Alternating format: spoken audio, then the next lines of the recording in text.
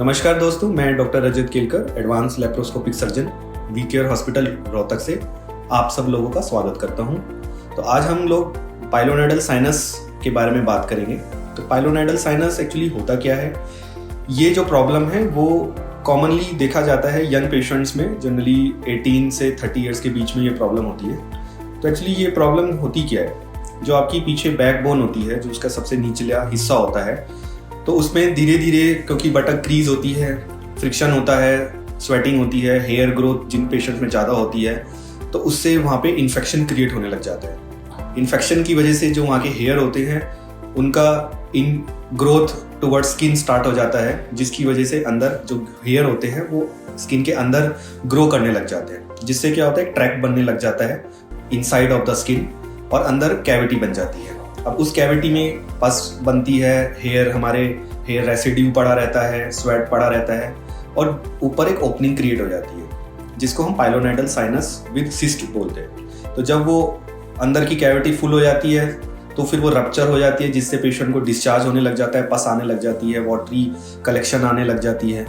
जब वो खाली हो जाता है तो पेशेंट को लगता है कि ये प्रॉब्लम जो है वो हील हो गई है, लेकिन अंदर कैविटी वैसे की वैसी रहती है। धीरे धीरे उसमें फिर से कलेक्शन इकट्ठी होने लग जाती है और वो फिर से फुल होती है, तो फिर से वो पस डिस्चार्ज निकाल देती है। तो जो ये प्रॉब्लम होती है, इसमें जो ट्रीटमेंट है वो सर्जिकल ट्रीटमेंट ही इसका सॉल्यूशन है। सर्जरीज में जनरली 3 टाइप्स की सर्जरीज होती है। तो पहले तो इसमें कन्वेंशनली पुराने मेथड में हम ओपन सर्जरी करते थे, जिसमें जो पाइलोनेडल सिस्ट और ओपनिंग होती है उसको पूरी स्किन के साथ हम उसको निकालते थे। तो उसमें बड़ा घाव क्रिएट होता था। बड़े घाव की वजह से उसमें जो हीलिंग होती थी उसमें 2-3 महीने लग जाते थे।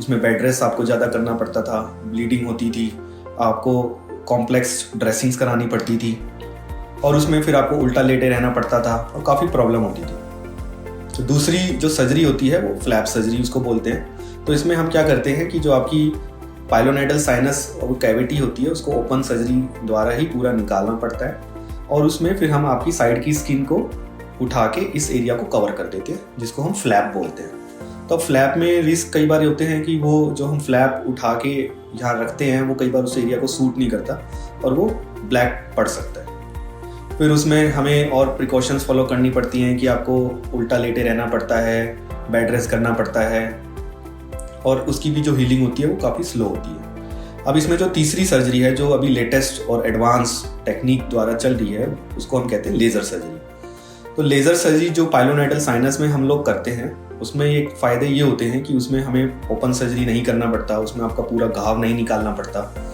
उसमें हम पहले आपका जो पूरा पाइलोनेडल साइनस होता है, अंदर की कैविटी होती है, उसको अच्छे से हम क्लीन करते हैं। उसके जो हेयर होते हैं सारे वो निकाले जाते हैं, उसको अच्छे से डिब्राइड किया जाता है और फिर उसके बाद लेज़र फाइबर, जो हमारा लेज़र होता है वो डायोड लेज़र होता है, जिसकी वेवलेंथ 1470 नैनोमीटर होती है।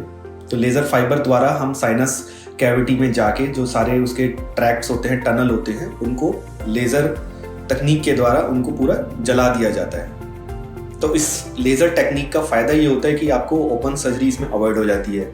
अब ओपन सर्जरी अवॉइड हो जाती है तो आपका घाव जो होता है वो काफ़ी छोटे घाव होते हैं। जो आपके ओपनिंग्स होती हैं पाइलोनेडल किसी, उतने ही आपके घाव बनते हैं। इसमें हम आपको 24 घंटे में डिस्चार्ज कर देते हैं। उसके बाद आपका कोई बेड रेस्ट नहीं होता, कोई इसमें ब्लीडिंग का रिस्क नहीं होता और इसकी जो हीलिंग होती है वो ओपन के कंपेयर में काफ़ी फास्ट होती है। अब इसमें ये भी देखा जाता है कि जो रिकरेंस का इशू है पाइलोनेडल साइनस में, रिकरेंस मतलब कि दोबारा होने का रिस्क, वो लेज़र टेक्निक में काफ़ी कम है कंपेयर टू ओपन सर्जरी। तो लेज़र के काफ़ी फ़ायदे हैं और रोहतक में हम पहली बार ये टेक्निक फॉलो कर रहे हैं। लेज़र हम लोग पाइलोनेडल साइनस में फॉलो करते हैं। धन्यवाद।